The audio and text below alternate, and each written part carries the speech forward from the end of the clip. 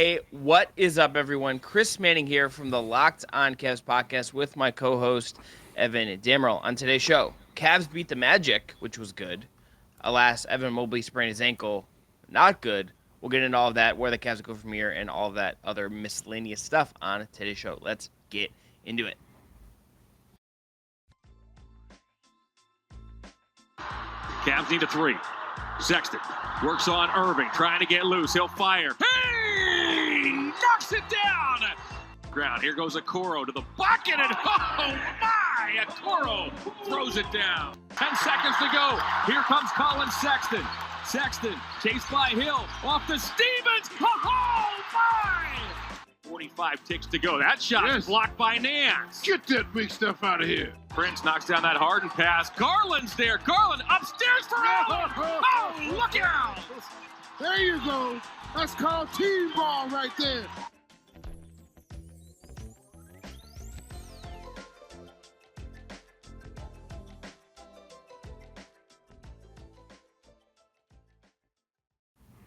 First off, I want to thank you for making Locked On Cavs your first listen every single day. Remember, we are free and available wherever you get your podcast.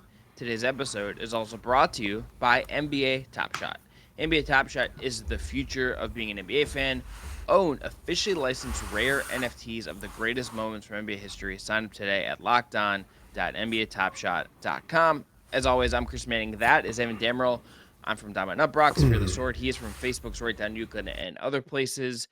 And today, we're going to talk about Cavs Magic and talk about Evan Mobley spraining his ankle on the top of the show. Second segment, we're going to dive into our game awards. And third segment, we're going to talk about our little miscellaneous things from around the Cavs sphere right now. Then I think notably today is Dylan Windler again playing over Cedi Osman, and the official word that Dean Wade is done for the season with a meniscus injury. But Evan, Cavs win this one. I want to start there. I think what we have to do here, bro, what happened? You used to ask me how I'm doing. Here's the thing. We talk so much. We have a look lot at me to get during. to. It's really hard. We have a lot to get to, and I want to keep our listeners informed. I want to keep them educated. Yeah. How are you, Evan? Just how I'm are good, you? man. I'm cooked like a well done roast at this point, but had a fun night tonight. Shouts out to Wadsworth High School's The Bruin. I had one of their fine writers there. She is very talented. Her name is Julia Swain. She's going to school later this fall for sports journalism. Just want to give my alma mater a plug, and I just want to say, Where's folks, she going? Where's is the college? Is the college announcement decided? I don't want to dox her, so that's why I'm not saying it. Okay. But is it? Okay, never mind. So, folks, if you're able to support your local journalism, do it, especially if it's at the high school level. A lot of, I've coming to learn, high school publications are self-funded or crowdsourced through parents, sponsorships, things like that. Like the schools don't pay for it anymore, so support it if you can. Okay, let's go on to the big takeaway from Chris this has game. some smug smile, like I'm advocating for young minds to get into the field, Chris. We just have a lot to cover, and then we have a 10-minute segment, and I'm appreciative of what you did. Go ahead. We got work to do. Okay. Evan Mobley sprained his ankle. No, it was not good. We have to separate this into two things because I think these two things are separate to some degree. The Cavs win this game with Evan Mobley only playing 13 minutes because of his injury. The win itself is important. Now, Toronto beat the Boston Celtics in Toronto on Monday. So the Cavs are still currently the 7th seed, but with the Bulls losing, they're only a game and a half back of the Bulls now. This is going to be a tight race. They are still mathematically, standings-wise, in it.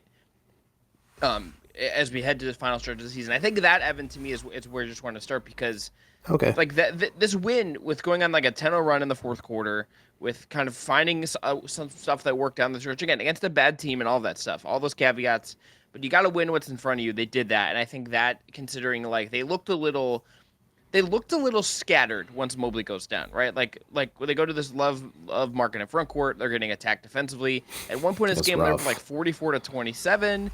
And then things got out of hand, and then they end up winning. But like it was really down the stretch where Darius really did a lot of stuff that they were able to get a win that they desperately needed. Yeah, as a friend of the pod would call him, J. Kyle Mann would call him, he was dazzling Darius Garland down the stretch. do have some concerns with how many minutes he's playing, but I think it's just a necessity at this point. I think the Cavs finding they can play small, also out of necessity, was a pretty fun development.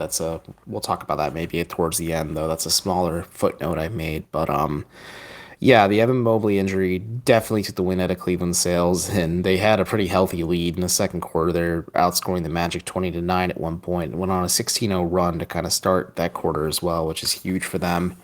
And then you're really seeing the reality of the situation when you don't have Jared Allen, you don't have Evan Mobley to kind of cover up some of the defensive miscues of Lauri Markkanen and Kevin Love individually. So when you have those two together, it really compounds it. It was rough. It was rough to watch. It's just kind of watching them just having no interior defensive presence whatsoever and just killed all their momentum. And I think Kevin Love being engaged offensively helped a lot, but it made up for some of his defensive shortcomings. I think Lauri Markkanen playing really strongly in the second half also made up for some of his defensive shortcomings too. But yeah, Darius Garland was just freaking incredible in this one. Hot take. Like, again, we expected a leap. You said it. We didn't expect this kind of leap. Maybe some people did, but we certainly didn't. And he's been awesome this year, and I think was literally the engine that drove this car to the finish line for the Cavs. Yeah, they absolutely needed this. They got it done. Let's turn to Evan Mobley. So Evan Mobley sprained his ankle. He's defending a shot on Franz Wagner and lands on Wagner's foot. He immediately sits on the ground and is clearly in some pain. Steve Spiro, the Cavs athletic director, comes out, and then he goes back to the locker room. He does not return. X-rays, according to Woj, are negative, which would indicate that there's no major structural damage, nothing more severe than, let's say, an ankle sprain of some variety that we don't know the specifics of. Now, post-game, JB Bickerstaff did say that he doesn't know what's up. He kind of avoided the question, which he wants to do. There is immediate availability on Tuesday. I'm sure we will get some sort of update then in regards to what happens there. But Evan, this is the thing now that it's tricky. We have seen this Cavs team navigate injuries, right? Jared Allen is out right now. They've had COVID issues this year. Darius has obviously missed time. It was hampered by a back issue for a stretch. In this game alone, there's also the Lauri Markkanen injury scare. There was a very hard fall for Lamar Stevens. You had some diciness in this one, but Mobley being out, Mobley having to miss time, I don't, especially while Allen is out, I think this changes what this Cavs team is in a dramatic way. And I don't want to speculate on the severity of it, all that stuff, but just what a just punch to the gut if you're the Cavs, just seeing your season get affected in this way. Yeah, it's tough because it's not just that. It just felt like, Jesus Christ, when are they going to get this team going to catch a break? Because the Mobley injury, huge. Like I said, killed all momentum. Could be season altering for the Cavs, depending on maybe Jerry Allen's availability and also, of course, the severity of Mobley's injury. I think I had some folks reach out. I think we're not going to speculate on it. I think the X-rays coming back negative is encouraging that it's not a break. Now you have to kind of wait for the swelling down to go down to take an MRI of it as well, just to kind of get an idea of the severity of the sprain itself and maybe give you a rough time frame of when he could be back. But this is tough. And then you see Lauri Markkanen have a knee-to-knee bump in the third quarter, and he kind of crumpled to the ground, and it looked a lot worse in the Prescott box, but thankfully he was able to come back. And then Lamar Stevens was fouled hard by Mo Bamba, and there's a fear he broke his wrist, and there's no update on that. Maybe there's some after effects from that too, and he rode the adrenaline rush just to kind of play through it. So when you watch those just happen back to back to back, you're like, oh my God, this Cavs team is going to be fielding the Cleveland Charge to finish the season. And not as a joke, just like Eddie Tavares playing meaningful minutes kind of situation. It was rough. Thankfully, like you said, the Cavs are able to weather this storm, but it's bittersweet. It's like when you're a kid and you really want a sweet treat and you're digging around through your parents' pantry and you find Baker's chocolate for the first time and you think, oh shit, this is a big ass piece of chocolate, I'm gonna feast. And then you take a bite, it's like one of the most bitter things you've ever eaten. And then Baker's chocolate's obviously good if you bake with it and mix sugar and whatnot, but this was tough for the Cavs. I am cautiously optimistic they'll be okay. I'm hoping, like I said, the x-rays being negative were certainly encouraging, but you're hoping for the best, but I'm kind of expecting the worst at this point, and I don't know what they're going to do. We'll obviously talk about the going small situation at the end, but if Evan Mobley's out, I'm ready to kind of say that this season might be over for the Cavs. Like, they'll go into the play-in, maybe dog it out there, make a playoff series against someone, or they sneak in as a 6 seed and make a playoff seed against someone, but Am I being hyperbolic and saying that like it's time to throw up your hands and say, okay, they've done all they can, it's over?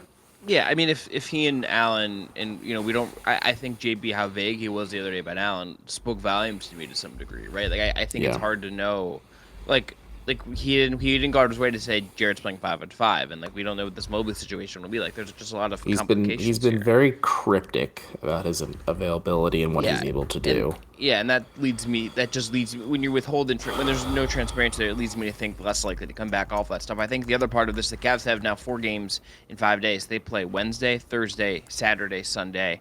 One day off, have games at home, games on the road. This is a very tricky stretch for Cleveland. It goes Dallas, Atlanta, and then New York, and then Philly. And that is a tough stretch. 2 on the road, I believe, 2 at home. 4 and 5 nights. That's just a lot of basketball for a team that already looks tired. If Mobley's out, they're gonna have to weather some stuff, come up with stuff from the fly, and that's gonna be a very distinct challenge. But after the break, though, we're gonna give out awards for this game. Look for us on the Wednesday show when Spencer German from 92.3 The Fan is gonna come through. He's gonna talk with us about Evan Mobley and the latest there, and we're gonna get into some other Cavsy things on that episode. I'm very excited to have Spencer on. But Evan, Me first, why too. don't you tell everyone about NBA Top Shot? I absolutely will. NBA Top Shot is the officially licensed NFT of the NBA.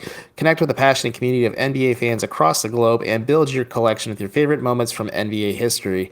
NBA Top Shot is the future of what being an NBA fan looks like. It's part trading cards, part stock market, part fantasy sports with a built-in loyalty program all on top of it. NBA Top Shot has evolved trading cards and made it easier to buy, sell, and trade by removing the hassle of card grading, shoeboxes, and binders. Their 24/7 peer-to-peer marketplace lets you scroll through all of your favorite players and teams. Once you find the moment you've been looking for, you can buy it in just a couple of clicks. Now I hear all the time, why would I buy something that I can watch on YouTube for free? And I tell those people, they're idiots. And it's not just about watching a highlight, it's about having ownership in the stock market of the NBA's greatest moments ever. And owning NBA Top Shot moments can get you access to unbuyable, once in a lifetime experiences. For example, last year Top Shot flew out some fans to Phoenix for Game 5 of the NBA Finals just for having Phoenix Suns moments in their collection. The following week, Top Shot flew out a group of fans to New York for having the NBA draft, and these collectors got to have dinner with 4 future first round picks that night and before they were drafted, and they also got to play basketball with the New York Knicks star Obi Toppin. So, if you're interested and you want to sign up for Top Shot today, the best way to get started is getting yourself a starter pack. You can pull a moment of a superstar like LeBron or KD, or star rookies like Cade Cunningham or Evan Mobley's ankle for $9. So, head over to lockedon.nbatopshot.com today to start building your collection right now. Just to be clear, you can't buy Evan Mobley's ankle. That would be weird. All right, the Not other yet. sponsor we have today is TrueBill. TrueBill, Evan, is reminding you that free trials can renew without your consent, and that's a business scam out to get you. TrueBill is the new app. Steams my beans, that business scam. You know it. I used to read this ad, and I used to get so mad about it. That I gave you the NFT one. TrueBill is the new app that helps you identify and stop paying for subscriptions you don't need, want, or simply forgot about. On average, people save up to $720 a year with TrueBill. Because companies make subscriptions hard to cancel, TrueBill makes it incredibly simple. Just link your accounts, and TrueBill will cancel your unwanted subscriptions in just one tap. And your TrueBill concierge is there when you need to help cancel unwanted subscriptions, so you don't have to. TrueBill has over 2 million users and help them save over $100 million. Like Matthew B, who says, quote, in a matter of seconds, I've saved $660 for the year on my DirecTV bill, saved $120 a year on my Sirius XM bill, and saved $840 a year on car insurance. Don't fall for subscription scams. Start canceling today at TrueBill.com/LockedOnNBA. Go right now, TrueBill.com/LockedOnNBA. It could save you thousands a year.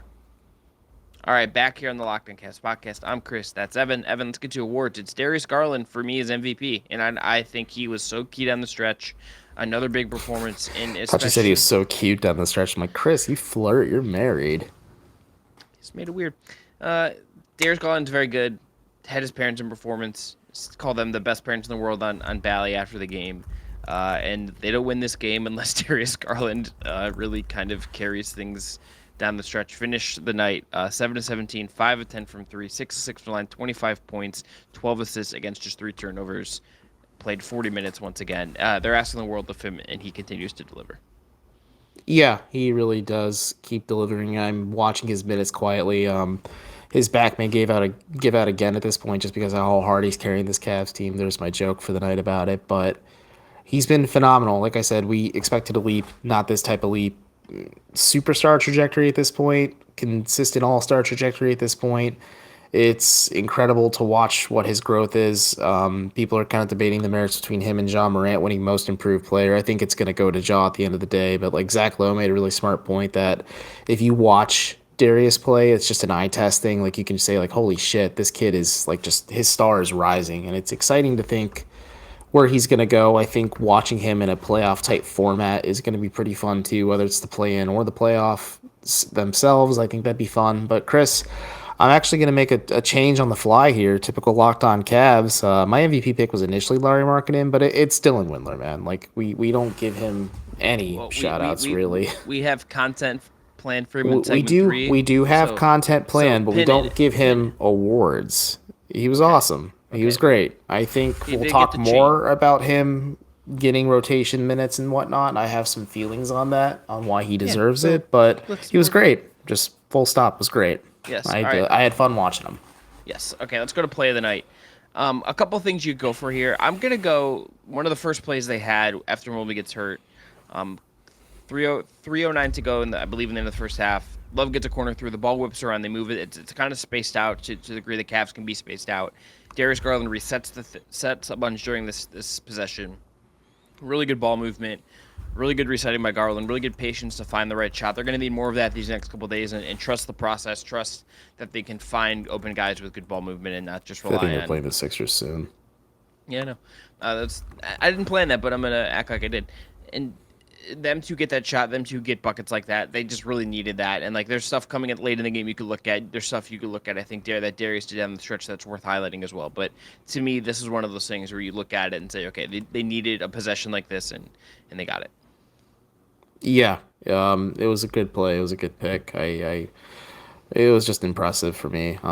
Just really good ball movement. The Okoro pick 6 is definitely worth mentioning as well. But mine was, again, I'm simple. Initially, it was the pick of Kevin Love just kind of getting another player to bite on a pump fake, but the fact that he kind of did a little dribble move to get another player to bite and drop back, he had a wide open look from 3. Like, that's always just gonna be worth mentioning. But my pick is Darius Garland's lob pass to Larry Markkinen to ice the game. Just simple man, simple play. Seeing Larry Markkinen play to his God-given abilities is always fun in itself too. And yeah, just a good play overall. That lob, some of the shot making he had, really key down the stretch. All right, stat of the night. He came up big down the stretch, like Darius figuratively Garland. and literally. He's, really good. Gonna get that max deal somewhere. All right, stat of the night, Evan. We have the same one. This is just worth. Just again, like amid all, I think if you make the mistake of using Twitter and you are feeling anxious about this team right now, all of that stuff, and some of that is understandable, right? Like the injuries have been a real kick to the below the belt. To the Nuggets. Yeah, to all of this stuff, right? Like it has been very, I think, frustrating to just see how hurt they've gotten. The fact that they are now have a guaranteed a winning season for the first time since 2017-18, when a certain LeBron James played for this team, and they're on track to be in the play-in, be in the playoffs, whatever, for the first time without him in like 20 years, is just it's just a reminder that amid all of what is going on here, this has been a massive success of a season for the Cavs, and I think that is worth just noting here as they officially guarantee they're going to finish above 500 for this NBA season. Yeah, we had the same stat of the night. Just the fact that the Cavs have a winning season for the first time since the 17-18 season. It's also, like Chris said, huge that they're doing it without LeBron. I think that's definitely noteworthy in itself, and that's something these players kind of take pride in. Something Jared Allen mentioned during All-Star, that they take a lot of pride in the fact that they're doing this without LeBron on the roster, and it's the first time since 97-98 playoff-wise to get there as well. Also, first time since the 97. We were 4 or 5 years old, which is gross to think about. The student who shadowed me tonight wasn't even alive. My brother wasn't even alive, which is gross to think about. It's cool, man. This team's fun. They have a different vibe to them. There's something I fuck with definitely in this Cavs squad, and they've just accomplished something in a way that I think is above endearing. expectations. Again, we'll have to get Ben back on, but again, we faded them under 26.5 on, like, we're all just like, we said, like hit that under, baby. They're under, and guess what? We thought One, that they would have the same Idiot 1, Idiot 2, Idiot 3 is enjoying some Nike Fit and Probably shopping in for a shoes on probably StockX. he's probably in a Brown's Twitter Spaces right now, for being honest. Probably chat with Chops, but if this Cavs team rules, I'm happy to admit I was wrong about them. They make it fun covering them. I think that's the thing I enjoy the most is I'm having fun for the first time in a while covering them. I'm not being cynical. It is tiring to think that all these games mean something, so I have to really be like locked in. I can't take a night off at this point, and You that's could just you had that's the locked the on you had the locked on your job right there, and you just I'm dressed professionally. It's right down to Euclid time right now, but you're literally on the Locked On Cavs podcast. Then. the hat I wear all the time. I get compliments on it. Okay, But anyway. good Cavs team, fun. 81, 82, 83 makes us a trifecta. But yeah, let's After the break. Well, Talk after about the break. Dylan Windler. Let's talk about Dean Wade, and any other little miscellaneous things as we keep going here. But Evan, tell everyone first about our friends at Rock Auto. Of course. Today's episode of Locked On Cavs is brought to you by Rock Auto. With the ever-increasing numbers of makes and models, it is now impossible for your local chain auto parts store to stock the parts your car needs. Winder, often pointless or seemingly intimidating questions, and wait while the person behind the counter orders the parts on their computers using the only brand their warehouse happens to carry. You have computers with access to rockauto.com at home and in your pocket. Save time and money when using Rock Auto. Why choose to spend up to 30%, 50%, or even 100% more for the same parts from a chain, store, or car dealership, or even a motorcycle dealership if you're Chris's wife driving around the Purple Hog? The weather's getting nice soon, hopefully. She's going to take that thing to school. Rock Auto is a family business serving do-it-yourselfers for over 20 years. Rock Auto's prices are reliably low and are for every customer. They have everything you need from brake parts, tail lamps, motor oil, and even new carpet. Stuck the landing this time.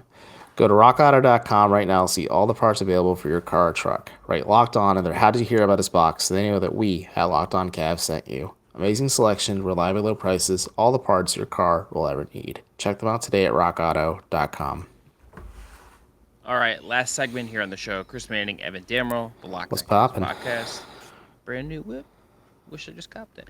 Anyway, Evan, let's start with Dylan Windler because he's again head of Cedi Osman in the Cavs rotation. Again on the floor. I'm getting a lot of questions about this. I think you are too, but you don't use Twitter.com as much. Yeah, I mean, I think like we were talking about this in the Fear the Sword Slack, and I think the logic is kind of simple. He's playing 60 minutes in this game, 5 points, 1 of 4 from the field, 0 of 2 from 3, 3 of 4 from the line, had 9 rebounds off the bench, and 2 assists, had 2 steals. What I think the idea is, Windler, is I think Cedi has been a little cold on the hot-cold spectrum for like a month now. Not a good defender. I think what the Cavs are kind of, my read on it is this. Dylan, and JB said post game, you can elaborate on what he said when we get back to you, but what he said was, what I gathered, like they've communicated, him going to the charge was good for him in terms of communication with the coaching staff and also get game reps, all of that stuff. Windler to me seems like a guy he's gonna rebound, he's gonna compete on defense, he's gonna kind of play within himself. Where like Cedi gives you this wild card factor. Cedi gives you this sort of like potential upside as a scorer and a creator when you just kind of need someone to do some shit. And I think right now the Cavs are kind of shit. Sorry, just the fact that you just need him to go do some shit. Like that's just so... But like that's what it is. It's they need a guy who's gonna like just go play hard and like try to like throw up shots and stuff. Sometimes they just need a guy to do that. And I think what they've kind of done stylistically, especially since Jared has gone down, is like they've contracted a little bit. They're playing pretty conservative, and Windler is going to be sort of just like a cog in the machine. And he's playing okay right now. And I think it's probably good for his confidence to get some minutes. Remember, they have a team option picked up for next year, all of that stuff. And, you may see Cedi Osman again. I would wonder if Mobley misses time, if they go small, if they play a 5 out, all of that stuff. Maybe that's something we should talk about Wednesday when we know more. But the Windler part of this, I'm empathetic to him that he gets some time, happy for him that he gets some time. But I think he's just playing a cog in the machine kind of role within here. And I understand how you get to that point. Yeah. I absolutely agree. I think to talk about what you said, they sent him down to the charge to get him a lot of run. We talked to Dan Giroux about this. A lot of folks have talked to Dan Giroux about this who have covered the team, whether it's you, myself, Jackson from Fear the Sword, who just does every game, and Mac Robinson, who just wanted to have a good time with us. Dan just kind of said, like, they're just going to play him a lot. He's playing 35, 40 minutes for the charge, and I think that gave JB a large sample size because they're doing similar things with the Chargers as they are with the Cavs. Just figure out like what are ways we can utilize Dylan, and can we trust him? Because that was the thing, is like, can you trust Dylan Windler at this point? And he's like, yeah, he's played a hell of a lot of minutes with the Charge. He's played really well for the Charge, and I don't think JB would fully lean into Dylan if he didn't show that he was going to give him worthwhile minutes when he got those spot minutes. Like, there's times like JB will pull the hook, like it's just not working with Dylan, but like he provides energy, provides hustle, he provides rebounding on the defensive side. He broke a career high in rebounds tonight, and just from his NBA level. To Dylan's credit, I think the one thing that I would say he clearly does better than Cedi is like he plays with physicality, and he's like boxing out and like and going on and getting rebounds. Like he just has. Did like you see?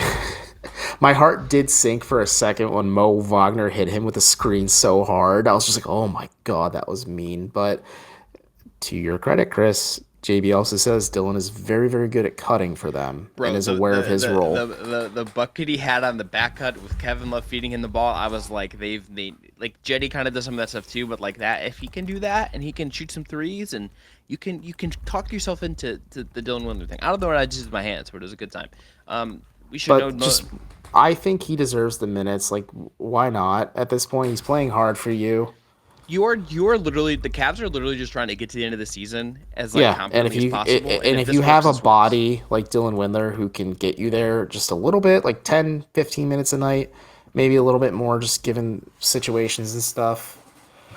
Why not? Like, I don't think it's weird. Like, just try things. Especially because Cedi slumped in a way that left the door open for this. Yeah, and so we'll explain this again just real quick before we shift to our other notes.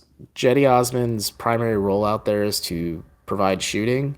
He is streaky, as we know, and right now he's kind of in a slump. He's shooting, really, really badly from three-point range. In the month of March, I don't have the percentage in front of me, and Dylan Windler is just going to kind of maybe provide you something different, because Cedi doesn't really play defense. He has happy feet when he plays defense. And the Cavs having Mobley and Okoro and Stevens and Allen to kind of cover his ass a little bit, they don't really have that luxury right now. I don't think they have the luxury to say, okay, Cedi, we need you to go out there and play 25, 30 minutes. Because if he gets cooked on defense and he's not providing you anything on offense, that's just going to lead to a loss.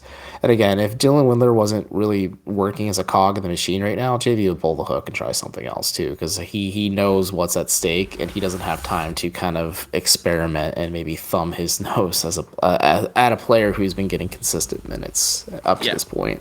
Yeah, notable. We saw a little bit of Brandon Goodwin in this game for the first time in a little bit. Only played like 9 minutes, but it did come in and get some run. Moses Brown played 6 minutes in the second half. They kind of went away from him after Kevin Love started the second half. Moses Brown had like a good 6-minute stint, was active, had some rebounds, had some dunks. Well, I would expect maybe to see him play, depending on the match, just to have a real lob threat, because Lauri Markkanen is not going to be a lob threat. Lauri Markkanen is not going to thrive in the role. Moses Brown is kind of the last guy on the roster you really can have be that, right? Like that is the kind of trick with this. So this is where we stand. The Cavs will play Wednesday. They will play Thursday. They'll play Saturday and Sunday. They'll play Luka Doncic and the Dallas Mavericks on Wednesday, and that is going to be tough. Well, the Mavs will be on the second night of a back-to-back. The thing is, they played the Lakers the night before, and the Lakers absolutely stink and are falling out of the play-in tournament in the West right now. So they're in 11th. They're a lottery team. Yeah, so that's where the Lakers are at. So we'll see what the Mavs' energy level is certainly like, and we'll see if they like rest anyone or anything like that. It's kind of too early to say. You know what's a good quote to kind of wrap this up from JB? Well, I did just see what you wrote in the when I had a note about a core that we're not going to talk about in here, and I'm just saying that's rude, Evan. I don't know why you got to do this. What did he say? What did JB say? Let's move on. I forgot what I said, and I just smiled. But JB said, down the stretch at least, they got to play their best brand of basketball, and they're still working to find it, which I think is telling you that just the state of the injuries, well, just the state of how they're up and down right now. Like they're gonna try and grind it out, but do they have enough to grind out to the end? Yeah, this is I think the where they stand. If Mobley misses time and Allen doesn't come back, right, the Cavs will be in a position where they have to find something that works to get them to the postseason and then hope that they are healthy enough to maybe make a first round competitive and maximize that experience of getting to the playoffs, right? Otherwise, this is just, but like, is it 5 out? Is it Moses Brown? Like, it might be a game by game. This literally might just be like, does JB find a lineup combination in a close game in the second half that gets them to the finish line and gets in there? But that is going to be it for this episode. Again, we'll be back tomorrow with Spencer German from 92.3 The Fan. Cannot wait to have him on. We'll talk the latest on Mobley. We'll talk playoff stuff. We'll talk a whole bunch of I can't wait to stuff have with him on because he's gonna hype the heck out of us. Well, and I also did book you. He is an Akron boy, so Is it right? I can't tell. I don't care. Throw up the Z, baby. All the kids are doing it these days. That's what I tell my girlfriend every time she has to teach a class at Akron. I'm like, just throw up the Z. They'll think it's cool. She's like, no, they don't. Evan, stop. Your girlfriend is much cooler than you. It's just as my wife is much cooler than me. I know. Everyone. So many people are so much cooler than me. Like, I know, and I'm unapologetically myself. That's my advice for you. If you're a kid listening, be yourself. Don't be afraid to be yourself. Love you for you, Chris. Love yourself. Depends on the day. Love yourself, my king with the many C's in his foreground and on his head. I do have a lot of crooked C's in here. Didn't realize that until now. But anyway, if you want a great second listen today, I'm going to suggest go check out Locked On Women's Basketball. They just relaunched the feed. The women's Final Four that took place Monday night, the games that took place, Louisville beating Michigan, UConn going to double overtime to win. Incredible stuff. Go check out those podcasts. The women's Final Four, Stanford, UConn, Louisville, South Carolina. These are awesome matchups. Go check that out, that pod. It's great. The whole crew over there with the Next is doing great work. Go check them out. And we'll be back tomorrow, Spencer. Everyone be well, stay hydrated, eat really small bites. I cannot stress how important it is to chew your food. And we'll talk to you tomorrow.